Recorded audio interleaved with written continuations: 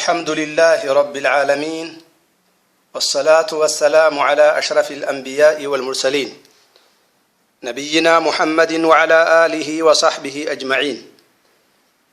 قال الإمام الطحاوي رحمه الله: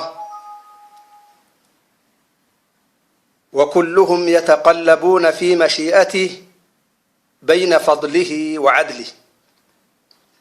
قبروني إساهن دينو fedhii isaa keessa garagaggalan, ka fedhe tola itti oolee isa qajeelchee waan isaa tolu isaa godhuudhaan kuni fadlii isaati. Ka ammoo isa qajeelchuun fedhin waan inni dalageen isaa galata galchuudhaan kuni adlii isaati. Haqa dalaguu isaatiin ka nama tokkon miidhin, dalagama isaatiin isaa galata galche. Inni nama qajeelluma haqa godhatuu miti jechuudhaaf rabbiin qajeellumarratti isa gargaaruu dhabe. Jallinna qalbii isaa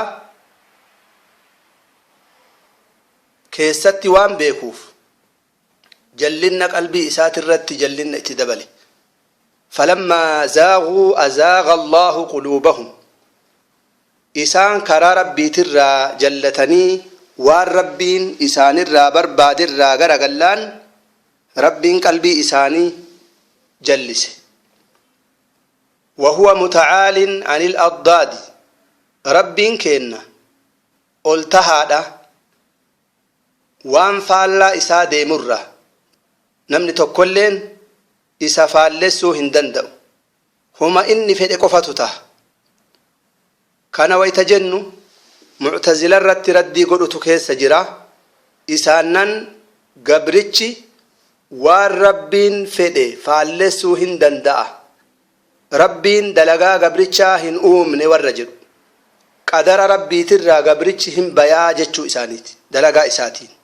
rabbiin warra faallaa isaa deemee akka fedhe dalagurraa qulqulluudha. ta inni fedhe qofatu ta'a. وما تشاءون إلا أن يشاء الله. وان ربي فدي مالي واني اسم فيتن هنتاتو جتشو ربي قرآنة دبتي جرا.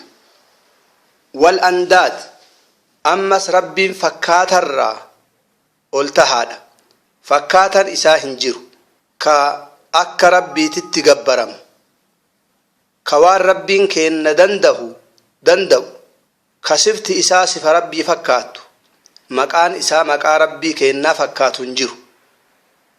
kanaaf falaa tajcaluu lillaahi andaadan wa antum taclamuuna jedhe. rabbiif fakkaataan taasisina inni fakkaataan qabuu hin beeytanii. leysa kamithlihi shay. wanni isatti fakkaatu tokkolleen hin jiru. laa raadda liqadaa'i. murtii rabbii keennaa ka deebisu hin jiru. إذا قضى أمرا فإنما يقول له كن فيكون جدا. أمري توكو يوم مرتيس وان تكتهم جداني والنسون إمتات كوني قضاء الكون الخلقي القدري جدما. وان ربي أزلت دبرس نمني ديبس نجره نمدو أيت مرتيس ويتسنبرا ترو هنانكتو. وان ربي كني قد أوقت نجره waan rabbi dhoggate ka kennu hin jiru. murtiin ammoo shari'aa keessatti murteessee waan kanaan nagabbaraa jedhe namni hundi ittiin dalagu ka asitti fedhame murtiin ka azalatti rabbiin dabarse jechuu. ka shari'aatitti ammoo namni hundi hin dalagu. rabbiin waqadaa rabbuka allaa tacbuduu illaa iyyaah ana qofa gabbaraa jedhee murteesse namni hundi itti hin dalayne hedduun isaanii rabbitti waa hiloomsan.